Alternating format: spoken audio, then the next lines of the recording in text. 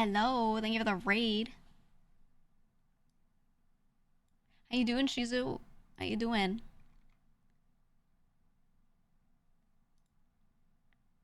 Hope stream was good. Hope stream was fun. I've been on starting soon. We're listening to JVB. I'm chilling. I'm feeling a lot better. I had food poisoning yesterday and I lost I think like half my fucking body weight in liquid coming out of my stomach. So but today I'm a lot better. I streamed yesterday anyway, and I was just like, hey guys, like, because it was Block Wars, so I was like, gonna be doing that. Today, though, not bad. Not bad. It's alright. So, we're chilling. Yeah, no, I was like, whew. I love this one, by the way. We added that a little bit ago. Something about it being a hamster is just, I don't know, it just feels right. Anyway, hope Raider's stream is great. Hope it was wonderful. But we are chilling. Hopefully having a better day. Hopefully having a much better day. Feinberg set it up. It sucked because I had a hard time like locking in. You're so excited for yesterday too. I know. I've been talking about it like for 2 weeks. I've been like, oh my god, we have a special Block Wars. It's all about PvP this time. It's alright, man. I'm glad I got to participate. I was having a hard time locking in on like movement stuff specifically. In race, it was bad. What's your cheeky code again? It's 20% off this weekend. I was gonna mention that. Also, my cheeky code is just GEEGA. I've been making my code at everything just my name. That way you don't have to like think about it at all. I know some people have like funny codes and stuff, but yeah, I've just been leaving it as GEEGA for everything. But yeah, they're doing a Memorial Day sale, so the creator codes right now are typically 10%. However, during this sale, they're 20%. So if you were looking at any of the Cheeky products who we recently partnered with, and I've been loving, it's 20 right now. So I don't know how you guys have been liking the soaps now that it's been some time, but everyone who got them and was trying them initially was all loving them. So soap lasts so long, won't need to resupply for a while. I know. It's really good. It's really, really good. So, still very happy. Yeah, how is it now that it's been some time? Haven't finished the first bar yet. This is why I recommended it, honestly. Not just because I feel like the soap works well, but I've tried a lot. I love bar soap. Okay, I've tried a lot of fancy soaps and things, and a lot of them smell nice, work well, but they like die instantly. like you use the soap bar and it's like half the size in a day. These are manufactured properly, and you just end up with a bar of soap that lasts you fucking forever. So I've been having a really good time with it because it's a really big bar of soap. It is like $7 for one bar, and you look at that and you're like, oh my god. But then when it outlasts like every other bar soap I've had, and I literally have the same bar sitting there for months, I'm like fine with that, you know? So after trying them for a while, that's why I was like, yeah, we'll partner with them because I don't want to feel like I'm scamming people.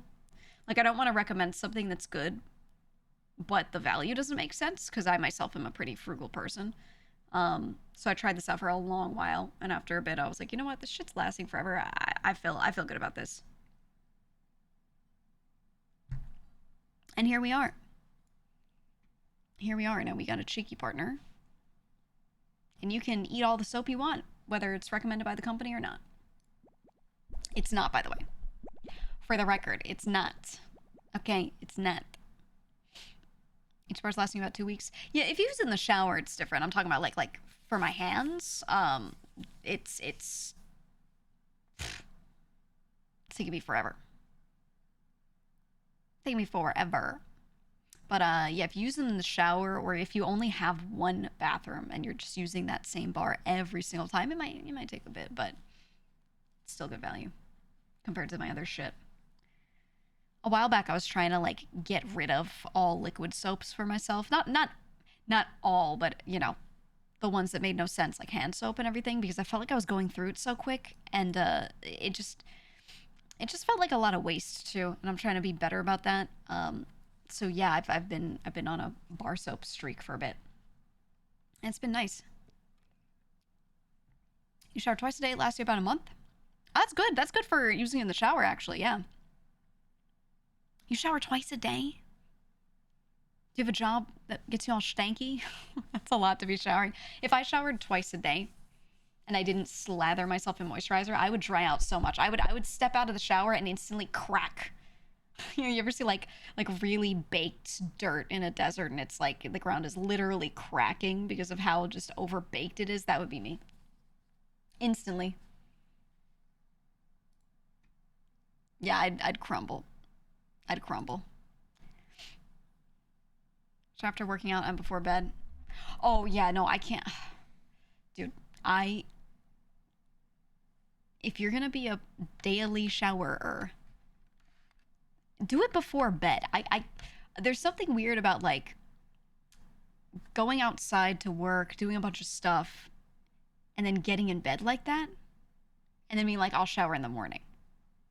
Because who are you showering for? Are you showering for everyone else? Or are you showering for you and your own health and cleanliness? You know, I feel like it makes more sense to shower at night if you have the choice between the two. I have to because where I work is a clean room. When I get home, I go to sleep without showering. Yeah, that makes sense. That makes a lot of sense. Yep. Yep. But I sweat in bed. You gotta change something about everything. It's not just I'll just let myself sweat. It's you gotta cool down that room. You gotta do something, man. You gotta figure it out. And even if you do sweat, do you mean you wake up sweaty and gross? Or do you just mean you heard that thing about how much people sweat overnight and then you're like, ew? Because that thing is like not necessarily a myth, but it's something that doesn't matter. But also, if you do wake up a little stanky, you don't have to go like full scrub and go crazy. You don't have to. You don't have to dry yourself out. You can just, attack the parts that need to be attacked. Didn't everything shower moisturize the fuck out of my scalp? I hate long showers. My knees hurt. I love a good everything shower, though. I love it. I love it so much. You sleep hot so you feel like in the morning. Now this isn't feasible for everyone, but let me tell you about the first like real big adult purchase I ever made in my life was. Okay. The first real big purchase. This is when I was first working. I still didn't own my own place or anything like that. Everything that I did own was like handed down and old and shitty. And I did that for a while. I was just living like that for a while, not buying anything if I didn't literally need it. And at some point, I made enough money that I was like, I should buy myself one nice thing, something new, because I owned nothing that I had ever bought for myself. I always took something off of someone else or whatever. Like I just did not own anything. All my furniture was pre-used, everything. So I was like, what makes the most sense? Because I also get really overheated at night. And I looked into mattresses. I wanted to get myself a really good mattress. I was like, I need a good chair, a good mattress, the two places I'm being all the time, right? I go and I get a mattress that cools you. Oh my God. Oh my God. It was the greatest purchase I'd ever made in my life. And I live by this. I swear by this. There are mattress companies that have mattresses that have basically the middle layer is ventilated. So usually it uses a different type. If it's a foam mattress, a different type of foam that allows airflow through. So what happens is every bit on the top that you heat up, it will go down to the middle. Okay, the heat will disperse down to the middle layer where air is able to pass through a little bit, and then it cools it. It's motorized? No. You don't. It doesn't have to be motorized. It's just one that has different materials at different layers. This song is. I'm gonna go crazy. There we go. So I got one of those, and it was life-changing. I was never like waking up sweaty or like anything like that. Active or passive? Mine is passive, and it's really good. You can get like active cooled beds if you need it too. You can get those. Mine is just passively cooled and it works really well. Really, really well. I love it. I love it so much. So, highly recommend if you are at the point where you can make like one big adult purchase, that's the first thing you should do. That's what you should do. The bed jet. Yeah. Yeah, mine is just like air just passes through the middle layer. So I don't have to have it being motorized or anything like that. And it's not like it passes through like it's like whooshing or whatever. It's just that when it gets warm, you know, warm air and cool air exchange places and become both lukewarm air, etc. And it just does it naturally. That's all. So it's nice. You remember foam Andy for several years because they were dirt cheap. Then you finally got an expensive fancy mattress and it fixed you. Yeah. No, it's actually the best thing ever. Box spring or slats on their mattress? Slats. I can't do a box spring. Anything to allow air to pass so I don't get overheated, man. Actively cooled 8 sleep ones are a data privacy nightmare. What do they do? What does that mean? Like, what are they collecting? Are they collecting like all of your info just to make you buy a mattress or what?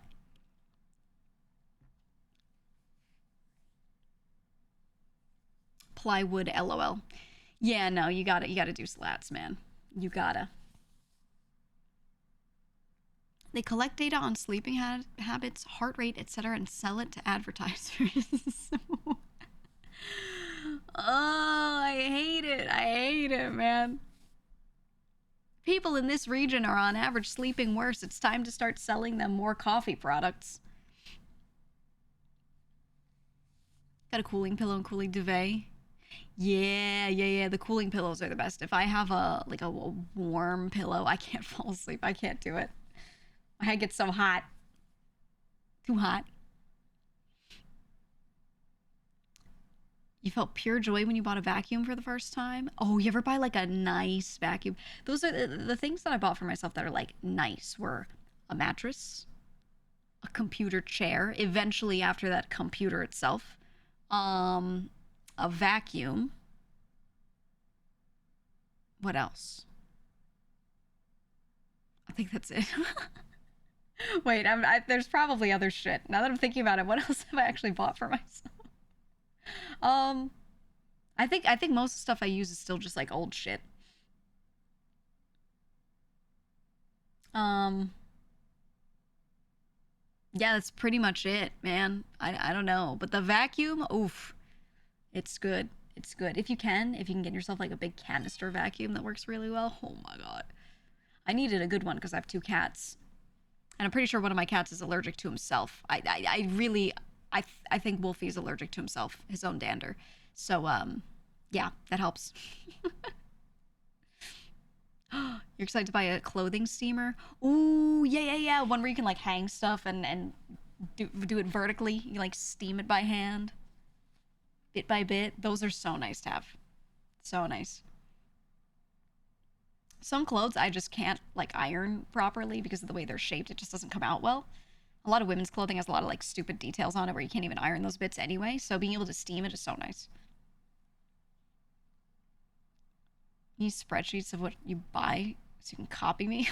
I mean, I could just tell you if you're like, oh, I need a new vacuum. I don't know what to buy, but I'm sure you can go and look this up because I think anything I've bought is probably a couple years old, and each year there's like a new something that's more worth it. So, you could ask me, but I feel like you'd be better just doing your own research. Goose Kelly, thanks for continuing your sub. Thank you.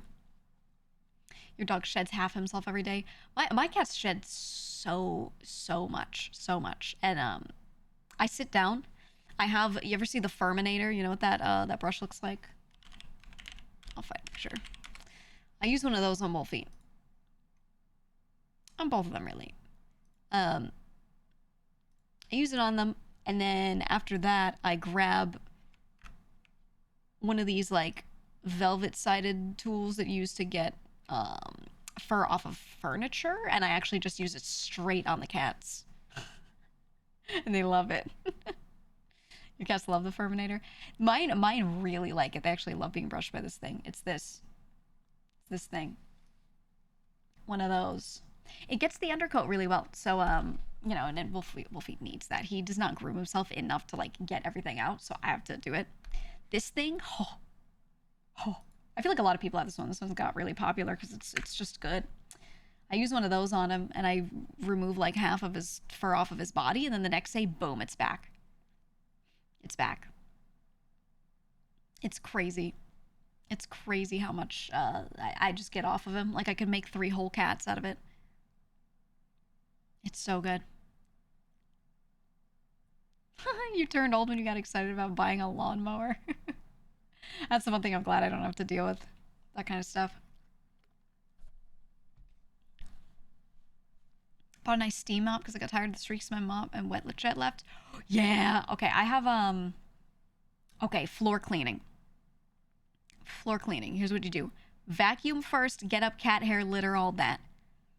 Then if I'm not feeling like doing a whole thing and I'm not in an area that needs more disinfecting, I just do like Swiffer, wet jet, whatever. Kind of polish the floor off a little bit, right?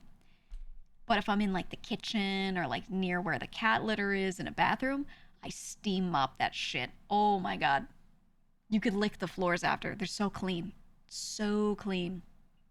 I highly recommend the steam mop for like the hard floors. So good. So damn good. Also just because like I don't trust the flooring near like the cat litter, not like really deep cleaning it, you know? So the steam mop is the only way. It's the best.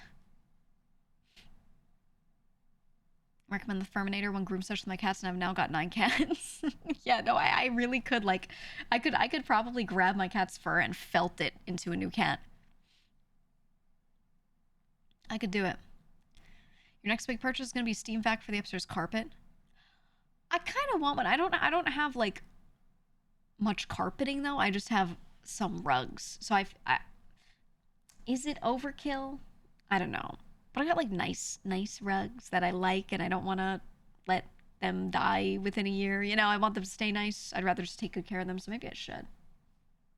I've been thinking about it. Got one of those big tub of water steam vacuums from the 60s or 70s. Still works like a motherfucker. My grandmother had this one vacuum that she finally retired. But she had this one vacuum with a bag, you know, the classic old like chrome vacuum with a bag on the end that you throw the shit out within. She had one of those, and that thing was the best vacuum. And she had that I think since the 70s, early 70s. It was so heavy, but it worked so well. So well. And I would use the fuck out of it. That thing was so good. And there were a couple times that some of the parts, you know, needed replacing, whatever. It was easy to replace. We were able to fix it because it was built in a way that it was easy to fix. So it was really nice, easy to maintain. But eventually, it just got too old. Finally, but I loved that thing. I really did. That thing got so much use. So much use. My parents had a Montgomery Ward vacuum. She was a tank, and they were so heavy. That thing was really heavy. It was crazy. You bought a commercial grade vacuum for yourself? Yeah, you know, I don't really. You go and buy like a normal vacuum that they just sell on the shelves in any standard store that moms walk through, and they're all shit. They like break after a year, or if they're not broken, they're not working well. You go and vacuum the rug, and then you look at it and you're like, everything's still on the rug. You know? So I don't know. I really enjoyed like a lot of old appliances and things. I have this old one of my most favorite things that I own that's like really old, an old appliance, is this air popper for popcorn. From I think this one's mid 70s as well. It might be early 80s. But it's this air popper. And let me see if I wonder if I can find the exact one. Vintage popcorn popper. This thing that I own is like the greatest machine, the greatest device. Super easy to clean, easy to maintain, Makes everything perfectly. Ooh, okay. It's not exactly this one, but it looks a lot like this one. You ever see one of these? I wonder what year this one's from that I'm looking at. Let me see. Someone's selling on Etsy. You ever see this?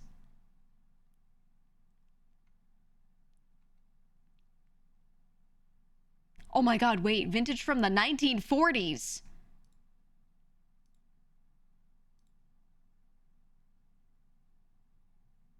I thought... I thought these were from the 70s. This one's from the 40s. What? There's no way. Hold on, I'm looking. I'm trying to see if I can verify. I think it is. What the fuck? Because the one that I have looks a lot like this. It's just, it's not exactly this one, but it's like basically the same. Hold on.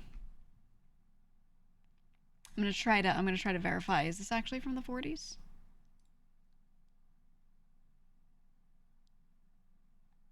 Okay, I found the model that I actually have.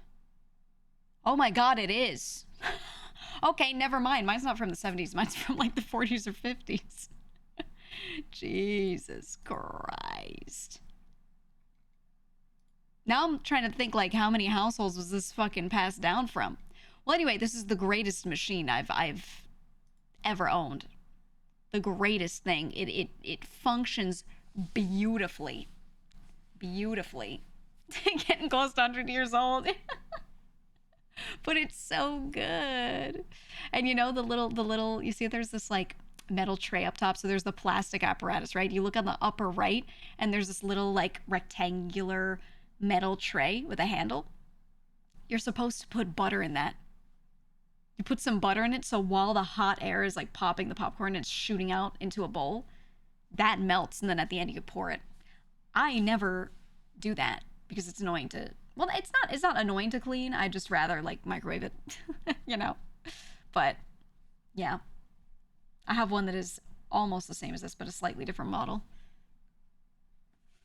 Incredible, man. Incredible. When was popcorn invented? It's probably a really old thing, I would think, right? I would think. They probably looking like a Dr. Seuss contraption. It really does. A lot of old appliances look kind of funky. They do. But yeah, I got one of these. I got one of these. Yeah, the Native Americans had these. They used to trade wampum for them. Hold on, let me see. When was popcorn invented? I'm gonna assume that popcorn's been around for forever. Yeah, popcorn has a long history, evidence of its use dating back thousands of years. Oldest evidence of it, including both kernels and cobs, found in the Americas, specifically Peru and New Mexico, estimated to be over 5,000 years old. First commercially available popcorn and mobile popcorn cart are credited to Charles Cretors in the 1800s. Yeah, this is one of those things, I mean, corn, anything made out of corn, like standard corn, you'd think would be done a very long time ago. Buttered popcorn and peanuts, that's the kind of stuff they used to sell in those carts. Peru always with the good cuisine. Oh, always, always. Sliced bread was invented in 1928. Yeah, I mean, it's not like people didn't slice their own bread, but like buying it pre-sliced was, you know, not a thing you did. A reverse image search that popcorn maker, and apparently it also doubled as a coffee roaster. Yeah. Yeah. I still have this thing. I have the original box, and it has a manual as well. It does, and it has a lot of suggested functions. It does. Is it plugged into the wall or powered by whale oil? It does go into the wall. It does. That was coffee related first. I think every old contraption I have is something that like has 20 purposes. What's the all-in-box price on eBay? Let me check again. Let me see.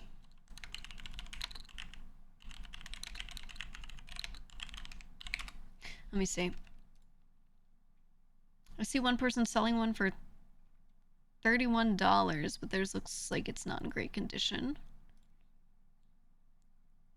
See, this exact one that I grabbed the picture from, $63.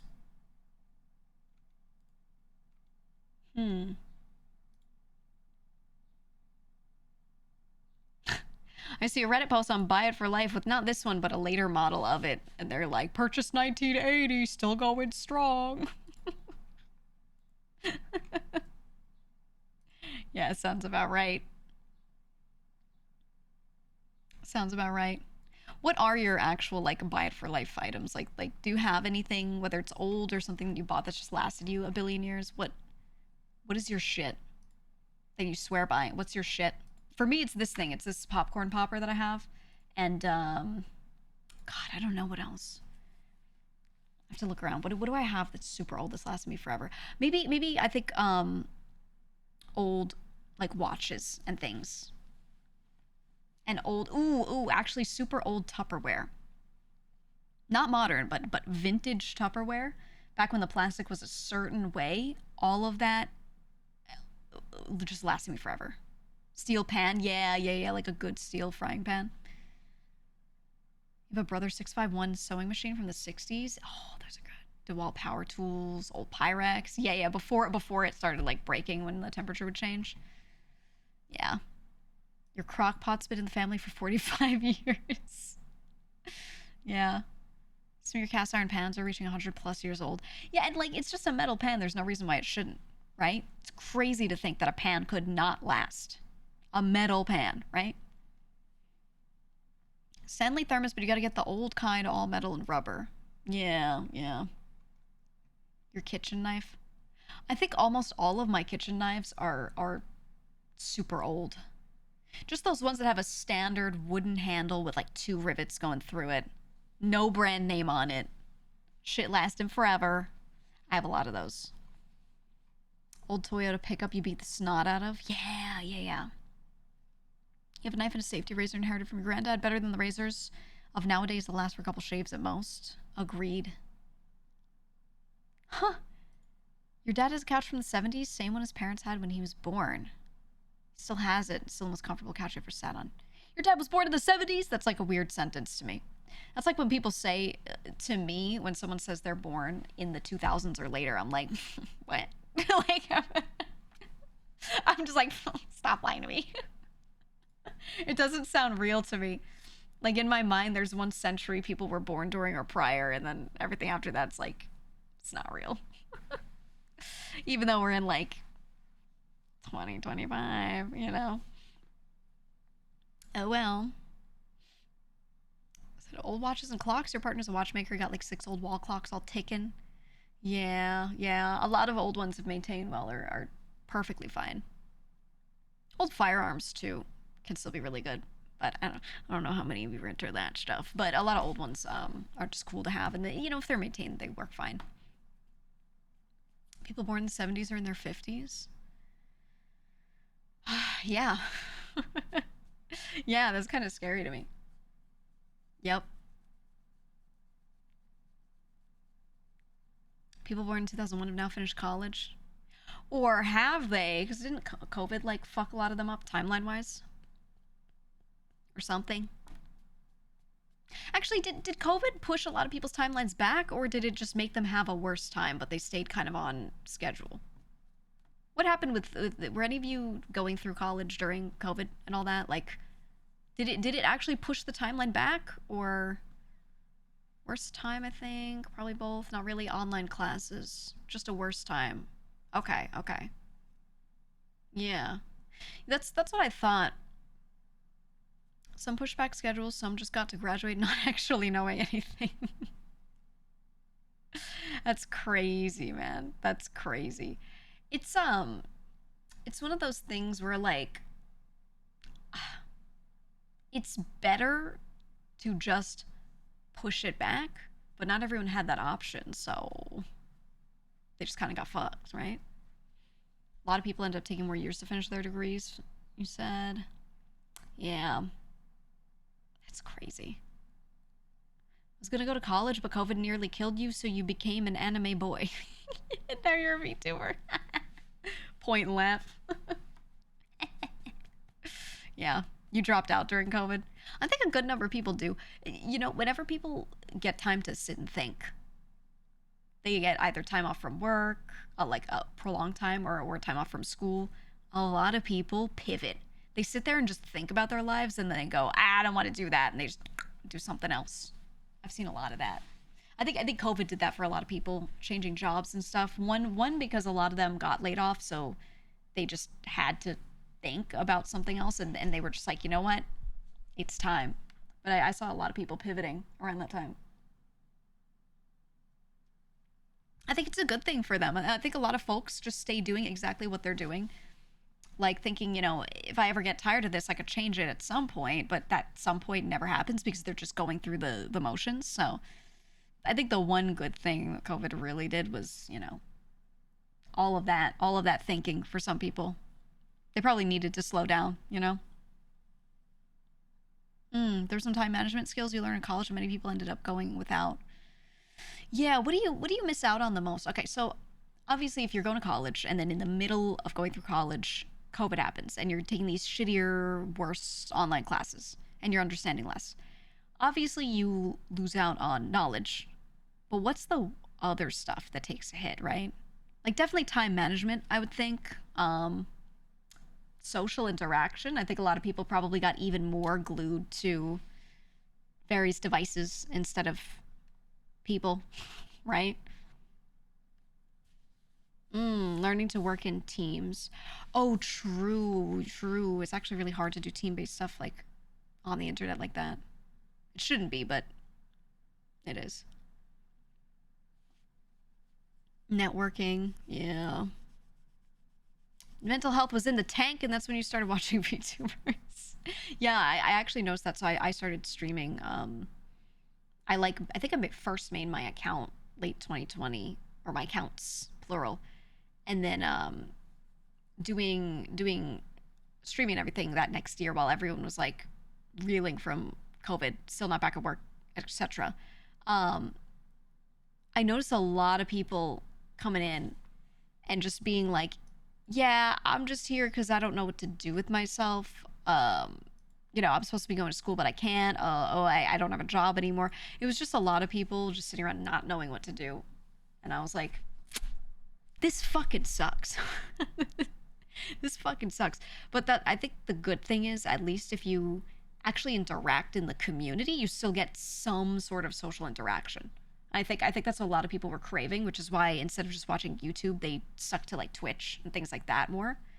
Because you're at least in a chat with people here. You're kind of like group hive minding a little. You're getting that like network and social interaction exercised a bit, even if it's not the same as in person.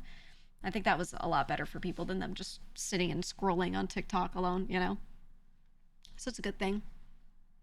It'll never be the same, but it's a really, really solid band-aid on the issue. You know, rather than just leaving it and not interacting with anyone. So I thought it was a good thing. Truckers in the geek chat. Yeah, we have a lot of truckers in here. We do. We do. Yeah, worst that happened to you was you had online classes, but many people lost their jobs and livelihoods. They did. They did. I mean, I several of my friends did as well, and I talked to a lot of them about what they were gonna do, and several of them just decided to go to trade school instead. They decided they didn't like their desk jobs anymore. They didn't want to try going back to it because it was just gonna be more of the same shit. And a lot of them said, you know what? I'm gonna do various trades and move to the middle of nowhere where I can live more cheaply but still have a good job.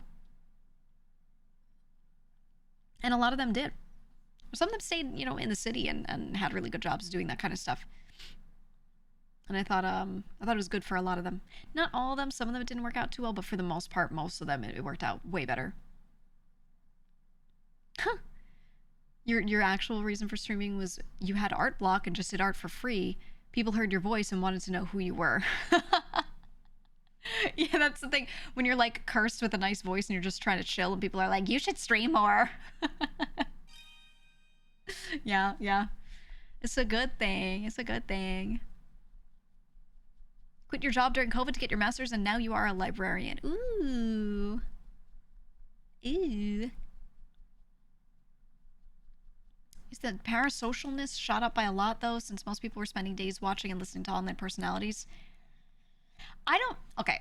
My take on it, though, is parasociality is not inherently bad, right? There are sides of it that are good and sides of it that are bad. And it's what you do, your actions, but mostly it's two things, okay, that could be bad about it. Parasociality in general is just a one-way thing. That doesn't have to be bad. It is, number one, if you let your perceived relationship, or your thoughts or feelings toward a creator in any way supersede your real life. If you're like, I can't go hang out with my friends because I have to watch this normal ass live stream, right? Like shit like that. When you let it supersede stuff in your real life over like real social interaction with someone who can give it back in real time, that's not good. You know, it has to be something that you do outside of that. There you go. So that's number one. And the number two of it being bad is when you just delude yourself into thinking that something is not what it is, right? You're like, I really know this person, they are my friend and they care about me.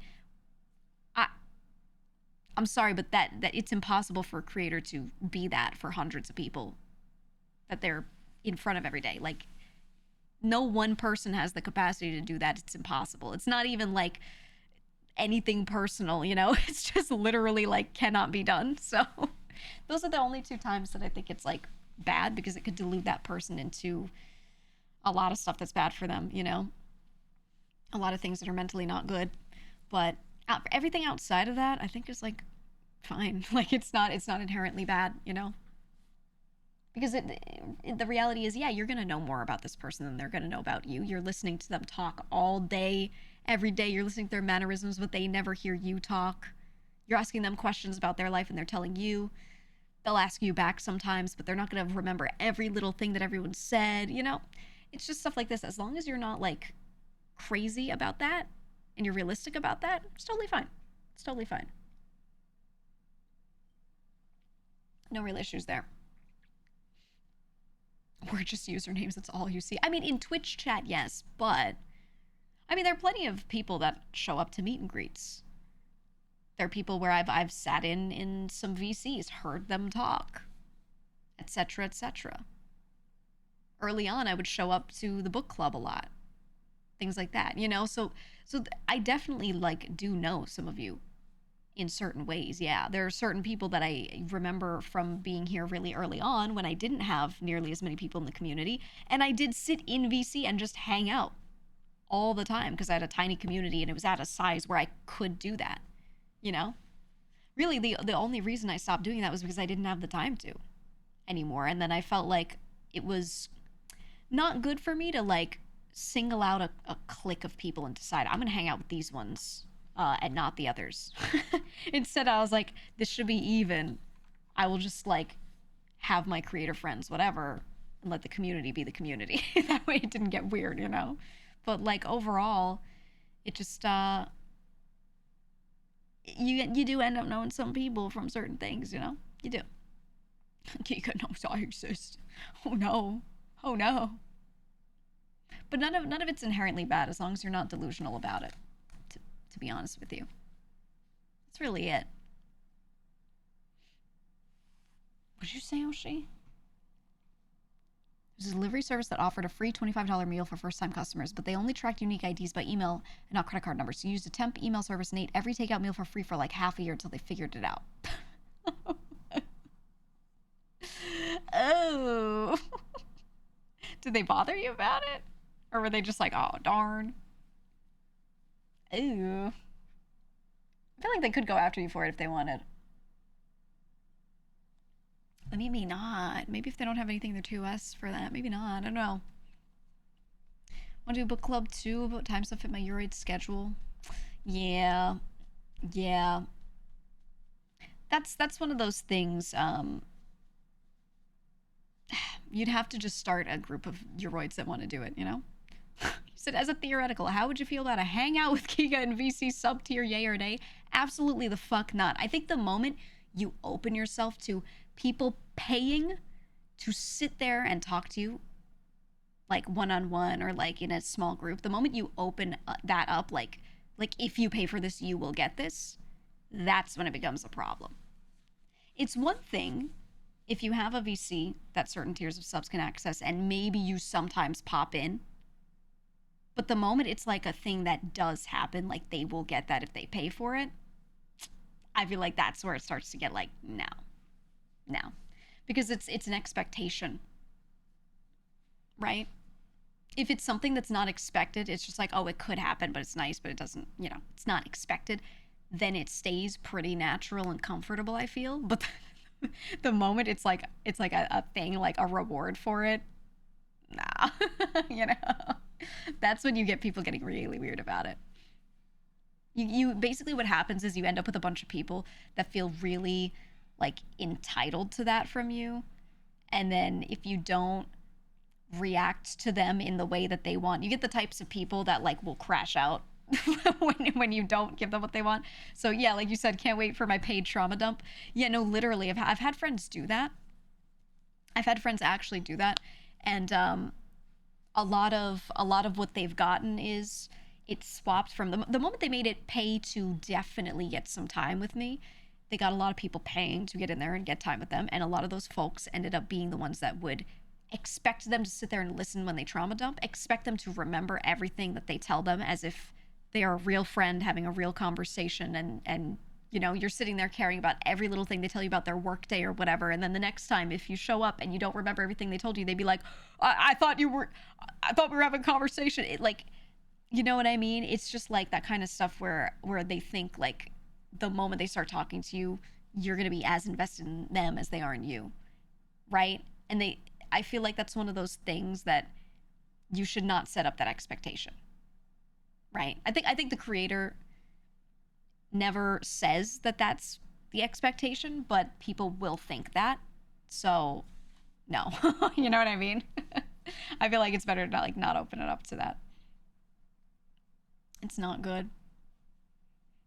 Sounds like a nightmare. Yeah. It's just like I've seen friends do this before. A lot of people have used Patreon to do this kind of stuff.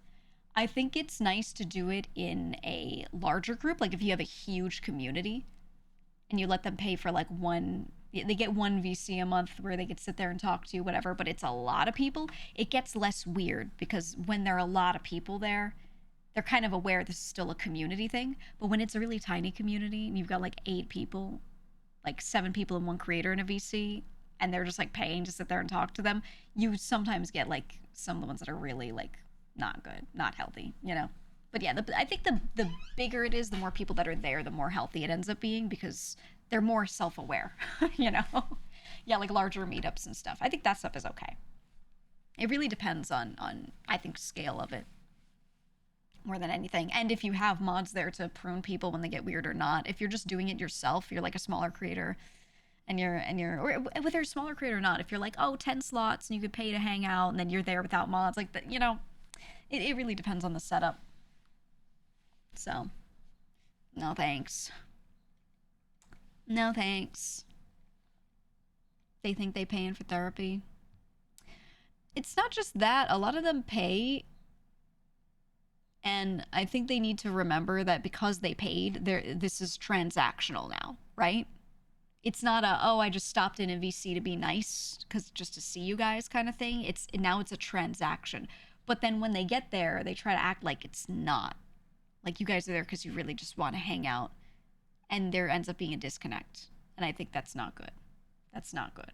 Not that everyone does that, but most viewers that pay for like those little meetups, like the tiny ones, a lot of them end up feeling like it's like they're trying to go into it like it's not transactional. And I don't think that's healthy. It's not good to almost bait people into those scenarios, And then some creators will really try to pretend in front of those people that they're like, oh, I'm so happy to see you. And I'm like, you're not happy to see that guy in particular. You're so happy to see whoever paid that much, Like, I'm not a fan of it. That's why I prefer, if you're going to do a pay to hangout thing, make it a bigger thing, bigger group thing, right? Like so it's a proper, almost like a panel, but other people can speak. That, like a big meetup, that makes more sense. Or if you do it so that it's not an expectation, it's just that sometimes you hop into a VC with certain tiers of subs. Like just you just happen to be there and it's not an expectation. I think then that's okay. But yeah, there are times where it gets weird. But honestly, no matter how healthy or unhealthy you try to do it, it's on the people showing up, right? Some of them will just show up to the most like not weird setup ever and they'll still be weird and you can't do anything about them. It's not on you at that point. That's just called a member stream. A member stream is still like bigger or wider than I'm thinking. I'm thinking of something capped, like a Discord call, you know? That's usually what people will pay for when they do that sort of thing. A member stream is more like, it's honestly like just a normal stream. It's just a normal stream. It's really nothing different, just that people, like randoms, can't hop in. But that's it. That's it. Lobbyist tier membership. Yeah. I don't know. It's all like, I try to hold a lot of things at arm's length because I don't want to make anyone misunderstand, because I know the reality is on the internet there's a good pocket of people that easily misunderstand this stuff, and I kind of feel bad because a lot of people will point someone out and call them like a creep or a weirdo or whatever for like getting a bit parasocial, but a lot of the time I think they're actually just like innocently sitting there and just not getting it. You know what I mean? I think there are certain setups, certain things that streamers say, ways they interact with their communities that just kind of get these people thinking that some of the stuff is real. So I try to make sure that the way I conduct myself or I handle things makes it like obvious what's okay and what isn't. Because I really truly think a lot of these people that get labeled as this didn't really think of it that way. And that's not what they were trying to go for. You know? They just, yeah, they missed the bit. Right, right. A lot of neurospicy folks spend all their time on the interweb. Yeah, that too, right? If you're not neurotypical, then your ability to sit there and get all the underlying things, all the undertones, it might not be there, or might be lesser, and that just is tough for those people. And I feel like, it's not entirely their fault when they, I'm not going to say a creator tricks them, because the creator isn't trying to trick them usually, but it's just like things not matching up. And it's not really like either side's fault. And I wouldn't, I don't want those people to like get labeled as a creep instantly when that's like not at all what they were doing. They genuinely thought things were different than they were, So that's why I try to make shit like really obvious where I can, It reminds me of that Ludwig's "I'm Not Your Friend" video. He's always had it pretty bad because he's always had like a bro chat that wants to just hang out with him. And a lot of those people are very realistic about it, but he's always had a big pocket of people that just don't get it. I don't think he has it the worst, though. Definitely not. Definitely not. Some people are just not good at reading social cues and interactions. Yeah. Yeah. I think most people that get labeled as some sort of creep in an online community, usually they just didn't get it. Like, they're typically the type of person that needs it made incredibly clear to them what their relationship with someone is and isn't allowed to be, what the boundaries are. They just need it spelled out more than someone else would. But people are so afraid to do that because they don't want to look like an asshole, or they assume that everyone thinks just like them and doesn't need everything explained, So that's why I'm like, you just should conduct yourself a certain way if you don't want to deal with it. You don't want people to misunderstand, Sometimes the creator ends up parasocial with their audience.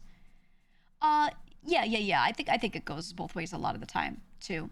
But the thing is, they usually don't feel parasocial like on the individual level. It's more like as a blob, as a blob of people. But that's even like, I probably overdo it. But a lot of streamers at the end of stream will be like, "Love you guys." Even that, I don't say things like that. Because even though it's probably not a big deal, there are people that hear that and then they're like, Oh my god, me too. And they're just like thinking it back, and they don't mean it like deeply, but then just the repetition of it and making that so regular, that slowly ferments, you know? And then it becomes like they become kind of dependent on that a little bit sometimes. So, even myself, like I probably don't need to go this far, but I do kind of avoid saying certain things like that or whatever because, while it's not a huge number of people, there's some folks that get a little misunderstanding with that. And usually it comes from like a slow slope, not like an initial like she said that therefore she loves me kind of thing, Love you is a very intimate thing to say. I am not nothing for friends. I mean, I'll say that straight up to friends of mine, but like people that I know one on one and have spoken to a lot, you know, I'll just do that. It's fine, but you know, I try to do it differently. Appreciate you all tuning in would be a better saying. Yeah, I try to use like the word appreciate more. I try to use words that I like feel like I wholeheartedly mean, cannot be misunderstood.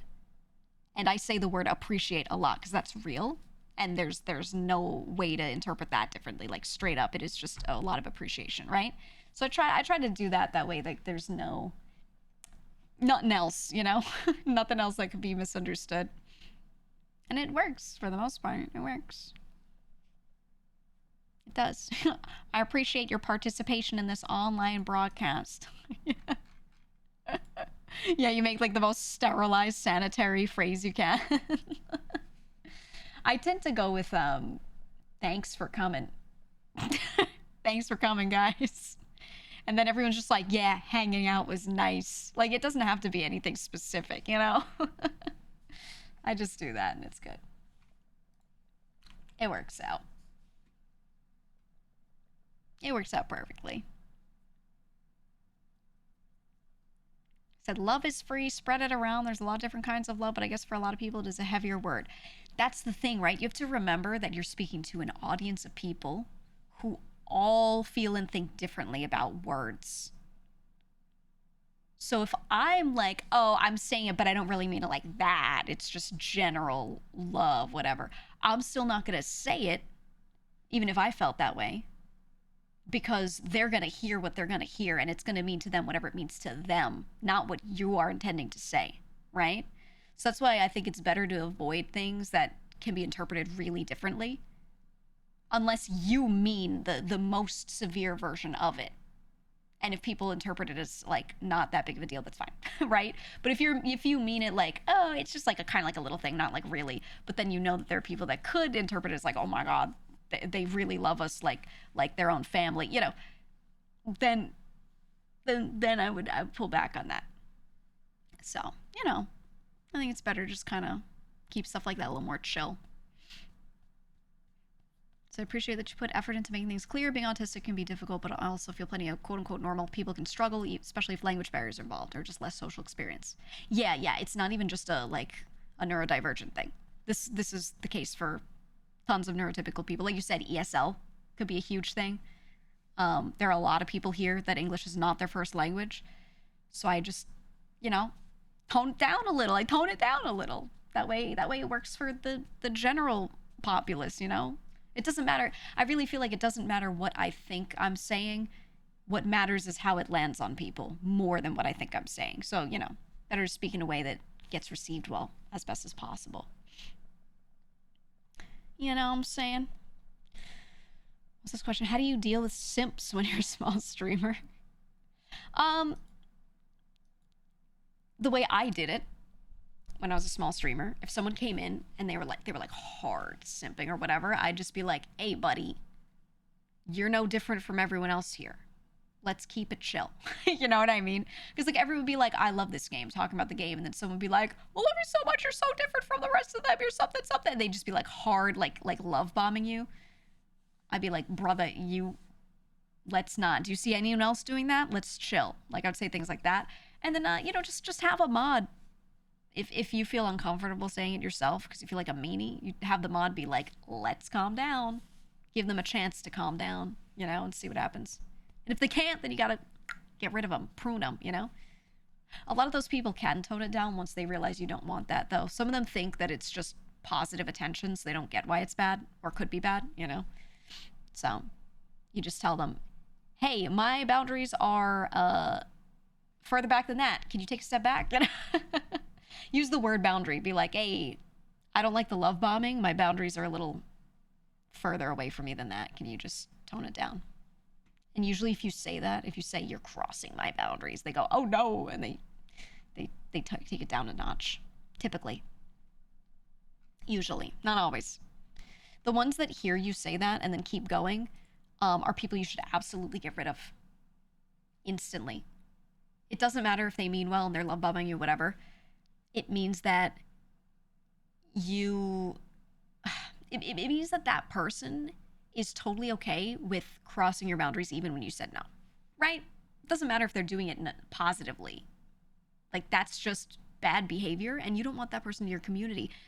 Because what if they're hanging out in your Discord and they start to like someone in VC and they start to message them and then they start pushing that person's boundaries, and now there's a scary one-on-one scenario going on in your space. You know what I mean? Like, this behavior can be a pattern. So yeah, if you're a streamer, a small streamer, and you're like, yo, don't do that, and they keep doing it, and you're like, hey, I'm not comfortable with that, please don't do that, and they keep doing it, you should get rid of them. You should 100%, boom, get them out. Anytime I didn't remove one of those people early enough, like 9 times out of 10, it turned into that in some way, shape, or form. So, not good. Oh yeah, Parappa, you said the way Bruce does it bluntly. Yeah, I always like that too. Bruce is just very like, I'm your streamer. I love you guys being my community, love to be your streamer, but that's what it is. And he just, he says it very matter of fact, which I think is good. If you ban someone from chat, does it then ban them from accessing the Discord? So you usually have to do it manually. You do. But yeah, if we see someone get banned from chat and then we see them try to like go to the Discord and start like interacting there or something, we get rid of them every time. Every time. Because it just shows them like pushing it even though they know they shouldn't. You know? I don't like that. I don't like that. Do your love bombing is like winning the reverse lottery. You gain nothing and no one wants to talk to you. Faction redeems chat. It really is, man. You said, you know a guy, this is the person who asked that question before, you know a guy who bought the whole throne wish list of a small stream and I don't know, it's kind of icky to you? I wouldn't say it's default, like it is icky. I would say it makes you wonder. Like if I had a throne wish list and I was a small streamer and one dude came in and just bought like $2,000 worth of stuff and was like, no, I just want you to have it. Even if they just say that, I would be like, now I'm in a position, this person has put me in a position where if they wanted to, they could start to try to pressure me. They could push boundaries in chat and be like, without saying it directly, oh, but I've been so generous, right? And a lot of those people know that a lot of small streamers, when they feel indebted to that person, will let that person kind of have a looser leash in general. So it's not always indicative that it's icky instantly. They might actually just have a really good job and want to be supportive, and they've been watching the streamer and they're like, this person's giving me so many hours of entertainment, I'll buy them shit back. It could be okay. It could be. But it makes you think. It's just something, you should be on alert and watching for that. Because if someone does that and then thinks it's okay to be a shitter, that's a really bad pattern, right? So, but there are also plenty of people that will buy someone's throne wish list and be like, oh, I just wanted to help, and then never get weird. So it's not like a thing. You shouldn't immediately be like, ooh, over it. But you should be wary. Yeah, it needs context. Exactly. If someone gives you a rent payment, it's hard to think rationally about it. Especially for a small streamer where they're like struggling out here, I'm convinced with a lot of the people that get weird in small streams that it's just a control thing for a lot of them. Right? They go in and they gift 20 subs every day in this one small streamers chat where they almost never get 20 subs at once, right? And then like the few people that are always in the chat are like, oh my god, this Chad, he's at it again, gifting, Giga Chad, gifter, and he's like, hey guys, what's going on? It feels like it's someone just walking in and paying to make sure that they like get noticed. Everyone's happy to see them. The streamer's like, oh my God, you know? And sometimes those people really aren't doing it for that reason. And it turns out fine. But there are some also who are. I think, though, most of them genuinely are just being supportive. Because in my experience, when I was a small streamer, the ones that did that typically just dropped a bomb of gift subs, and everyone's like, oh my God, and they were just like, hope you enjoy it, guys. There you go. Like, dead draw. Thank you for the 20. Thank you. But I mean, look at this community and how everyone is. We have people that will gift. Everyone moos, and they're like, woo. And I feel like we have a lot of really good people here that just do that, but they don't expect anything crazy. They're just here to chill and hang out, you know? So that's how you can tell that a lot of them are good, is because they're just here to chill, you know? I think you can tell the bad ones. I think you can, because usually, like, it's the way they interact after that. They try to be like the main character, but we really don't. We don't have those here. We just have people chilling, you know? But that's honestly, it's a really long time of the community being chill about it too. And we never did anything where, like, if someone gifted subs, if someone gave bits, if someone was generous to the community, we never did anything where we would allow that person to act differently than everyone else. You know? We cut that shit off early on. And because we just kind of never really, like, allowed that person to walk around and do whatever they want, just because they gave some subs, I think because of that, it stayed really, really healthy here. So, like, to go to the earlier question, you don't have to immediately look at someone buying out a throne list or being generous or in any way and be like, oh, that's weird. Because a lot of the time it really isn't. You just have to watch that person for a bit and see if they get weird. Thank you, Dinosaur, for the 5. Thank you so much. I appreciate it, man. Thank you. But yeah, as long as everyone's, like, normal about it and people are just clapping, they're like, hell yeah, it's good. I forgot we had that. I forgot we had Nathaniel. Thank you for the bits. So that jump scared me. I was like, what the fuck? That's right. My name is Nathaniel. I like to dance. I love that fucking kid, man. I don't know. Bite said, chat, I've given you so many subs. Please be my friend. Nah, I mean, as long as everyone's genuine about everything they're doing, no one cares, right? As long as everyone's chill, then everyone's chill. Cape, thank you for that 10. Thank you so much for that 10. I appreciate it, man. Oh, God. Would you say, Hootie, you've had situations where you had to confront a person like that and they change for the better as well? Honestly, yeah, that's the thing, too. Like, most people that, like, do something like that, they're usually just overexcited and you can talk to them about it. That usually happens. I've had people in the past do that, where they, like, gifted something and they started acting, like, a little weird in the chat about it, and I was like, hey, man, let's calm down. And they were like, oh, okay. I've always wondered how streamers really feel about the big donors like you must feel indebted. Is it ironic in giving bits? No. I never have, because I write, like, TOS, right? In, like, my donation area, too. I'm like, if you want to give something, you can. It's up to you. What I do with it is what I do with it. It's just if you want it. If you want to do this, you can. And I say things to you guys, like, if someone new comes in and drops a lot of money, I'll be like, please spend responsibly. You know, like, I'll remind, I'll be like, you better not be a college student with no dollars or whatever. You know, so I know I make that clear. So I'm assuming everyone who's doing this is making an informed decision, right? As long as they're doing that, it's chill. And no, I don't let myself feel indebted, because I feel like that's how I start getting into the slippery slope of, like, weird preferential treatment, and I don't want to do that to the people who are really dedicated viewers and dedicated community members, but don't just have the same kind of money to drop, right? I don't want to do that to those people, so I don't let myself feel that way, because, you know, everyone's valuable in their own way, so I don't want that to ever be like a, you know, I can't pay you directly, so I feel less important, kind of thing, you know? Like everyone does well. And we're just extra appreciative when someone does give something. And that's why I make it a collective thing. It's not about me, it's about you guys too, right? When someone's gifting subs to the community, they're helping all of you out. It's not about me, it's about like everybody. So I really try to make sure that we're all thanking them for it instead of just me. Thank you. Taka, thank you for that. I appreciate it.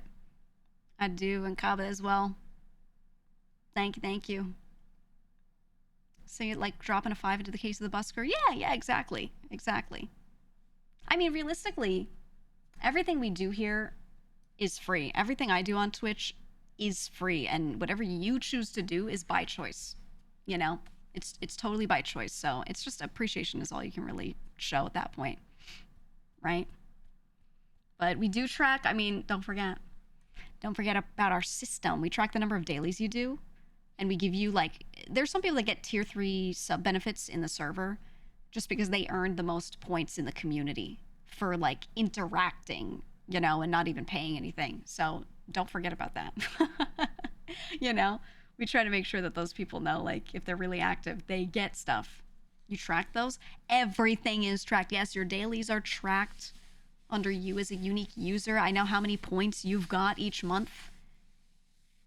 People who, we're going to go over offerings today, but people who do a lot of things for the community and are very active get more points. And the people who get the most each month get tier 3 sub benefits in the server, whether they are tier 3 subbed or not. So, yeah.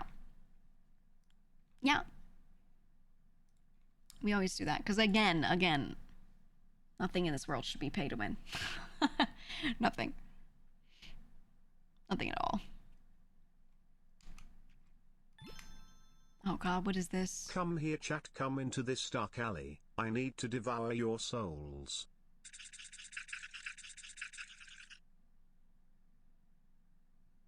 What the hell is that? What are these runes? What are these fucking runes? Yeah, Mod says, we track how many times y'all have shitted. That's right. We create a dossier on every single chatter. We know how many poops you took. That's right. Got a whole spreadsheet on it. Who had the biggest one? Biggest shit competition. That's great. That's wonderful. Hey, Ace, thank you for the thank you for the bits. Thank you. Appreciate that. Yeah, we track your shit and everything. Ladies don't poop. That's what you think. Anyway, thank you for the gifts. Thank you for the bits. Thank you for everything. Appreciate it. I don't know. I just think at the end of the day, this community's really chill. Really chill. Even if you pay to see ass on the screen sometimes, everyone's been really chill and it's nice. Drelance, thank you for the 20 gifted subs. Thank you. I appreciate it. Don't forget, if you get gifted subs, say thank you, because you just got shit for free. Okay? I forgot about that emote, a gift for you. Why did Twitch decide to add a hype train emote of just a balloon dog shitting? I don't know. Look at that. I think they wanted to make a dog shitting emote, but they knew they couldn't do that because it was against their own TOS. It's giving Grass Lord. Yeah, it's giving... You know what? I agree. It's kind of the same vibe where they're like, remember the Grass Lord? He's our cool and quirky dude that we made. And everyone's like, okay. I think it's the same shit. Oh, we got a balloon dog. He's taking a poop. Why'd you have to do that one, Oshi? Why? He's so full. He's so full. I hate it. I don't know. I just think think Twitch really just needs to let creators make these and submit them or something. They gotta stop. They gotta stop. Whoever's on their team making these emotes and deciding what needs to happen, they gotta stop. Oh, Ace, I hate it. I hate it.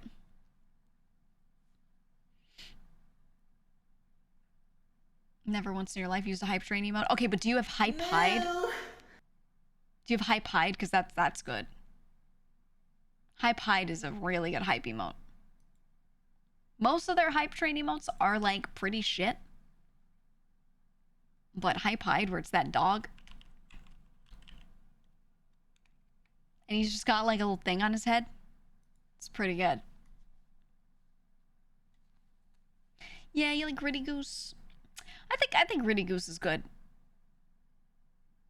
Ooh, You Missed is a good one. Yeah, I don't know. They should just have more generalized Twitch emotes because, like, honestly, BTTV took over the emote market and they just never tried to have their own that were good. They never did. Oh yeah, hey guys instead of just hey guys. I forgot they added that one. 7TV is the biggest one now. Yeah, 7TV came out of nowhere and was like, hey, we just have 1,000 slots per person for emotes. And they like killed BTTV. But the problem is 7TV keeps breaking for me. It's okay today, but it keeps breaking. It's been a little more stable the last week. But I don't know. It seems a little... I was going to say a little. It seems very unstable. So, they got to figure their shit out. I don't know.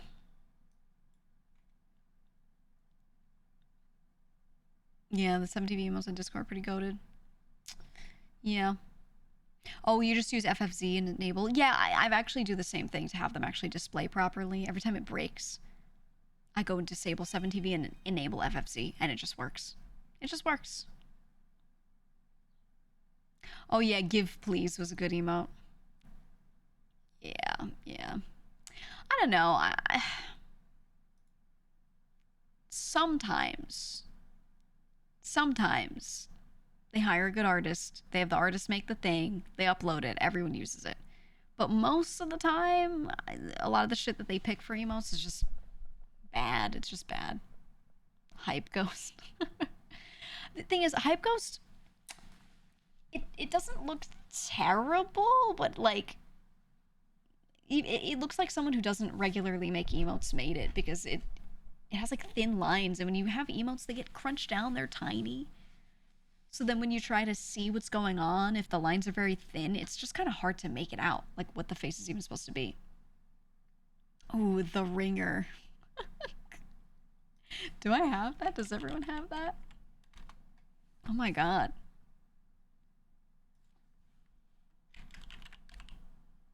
My favorite was always Ginger Power. You know that one? I used to use Ginger Power all the time. I think that's an emote, that's like a standard Twitch emote that has just fallen out of style. Maybe it's a bit of a boomer emote, but back in my day, we used to use Ginger Power all the time in like FPS gamers chats. We would always do it. I fucking loved that emote. He's just gritting his teeth. This is crazy. I know, it's so good. I would post that and be like, yeah, kill him. I don't know. It was so good. It was so good. They did get more mileage back then, yeah, all the global emotes. I think nowadays they have too many, and a lot of people just have really good emotes themselves, so, you know. It is what it is. But 7TV enabled people to let trends occur in emote usage. And I think that is why it's doing better, and people forget about the globals, because the globals are just always there. But anytime something is a trend, people want to hop on, hop off. So I was kind of wished that Twitch would do that as well and just add more globals and have some rotate in and out. deprecate some. Oh yeah, child. I always use those three. Always. Yeah, Omega lol. I still use standard lol, but everyone uses Omega lol and ohm so much. Oh yeah, the global taco emote. Yes, we would use it to grief people all the time. All the time.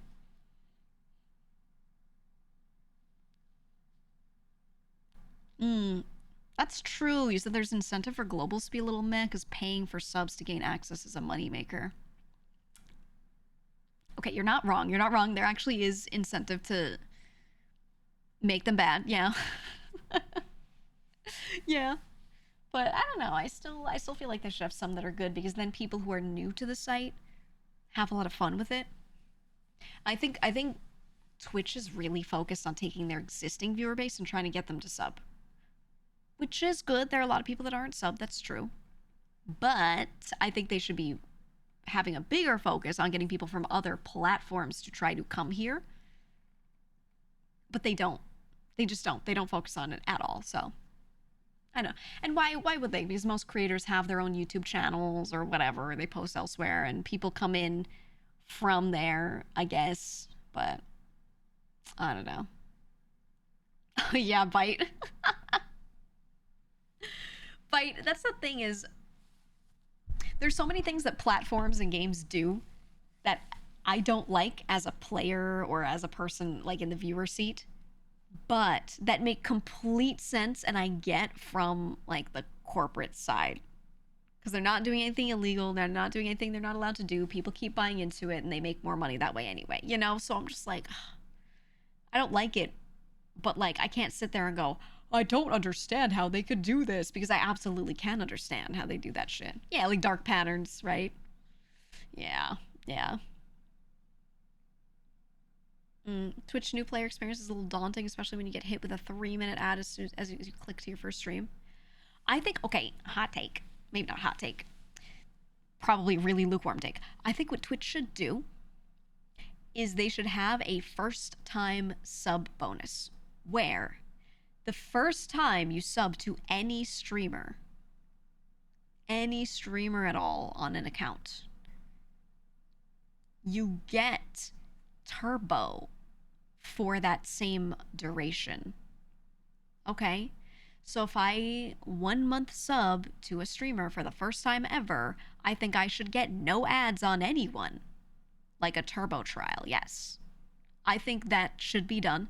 So then they get the experience of not just liking this one streamer, but they get to try it out, go watch those person's friends, go watch other people in the same game category, have no ads for a bit, and just like see what that's like, and then maybe get that person to want to find some more streamers that they decide to just put a couple more subs on because they are like, yeah, I like these 3 streamers, I'm going to watch them.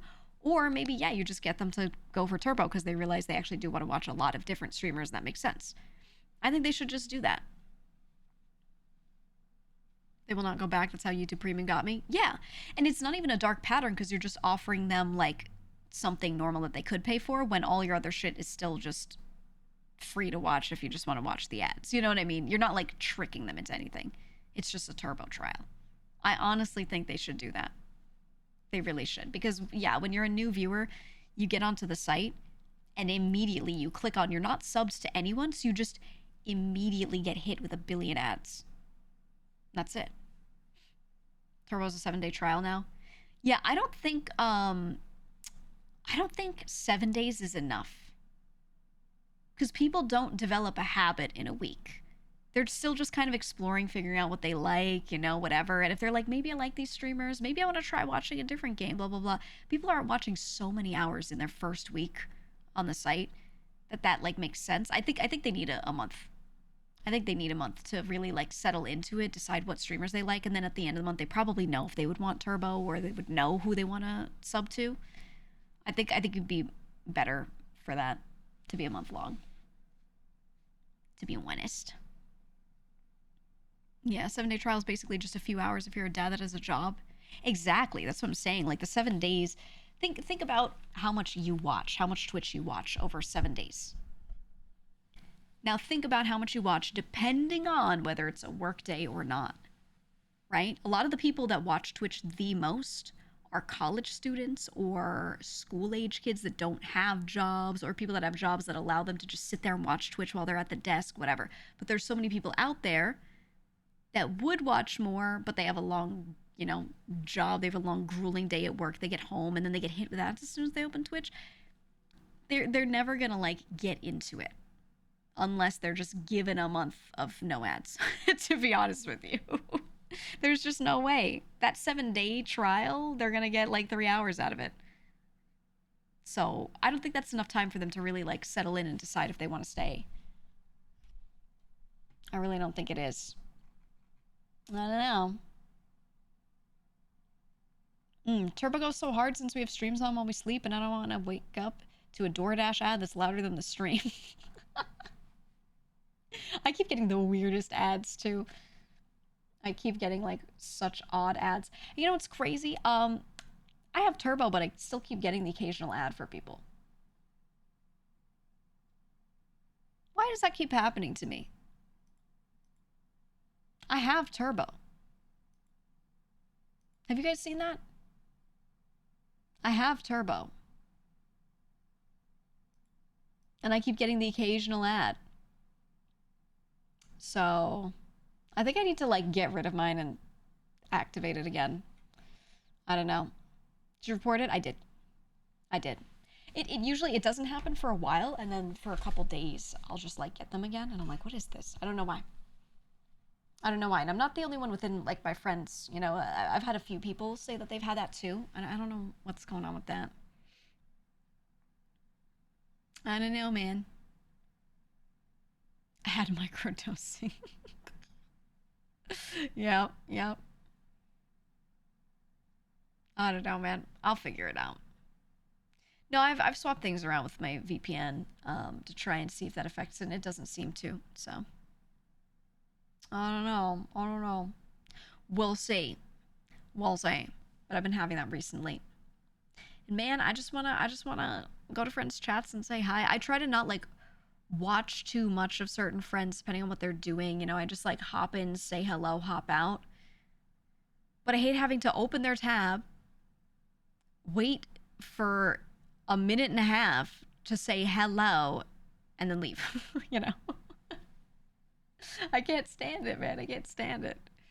It's the worst. Can't wait for Turbo Plus. You just know they will at some point. They will. I don't know, man. Some ad blocker detection systems aren't working properly, and some sites respond to that. Maybe, but I'm not even like using it. I just have Turbo. I don't know, man. Amount of times when jump scared during your starting screen when Tony's just come through blasting on accident. Yeah. Oh my god, when you're like multi-tabbing and the ad finally stops playing and then you hear like a really loud voice from some tab and you have to figure out what tab it is. It's awful. Ooh, you just got ads on your Android TV home screen. Hope EU slaps them on the wrist for that one. I wonder if they will. Yeah. I don't know. Audio only used to be ad-free until like this year. It's the worst. It's the worst. You said you get flash bung in bed, like past tense? You said flash bung? I was gonna read what you said, Oshi, but you wrote flash bung.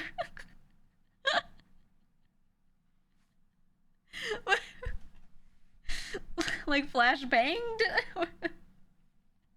I couldn't even read it because I was just staring at flash bung.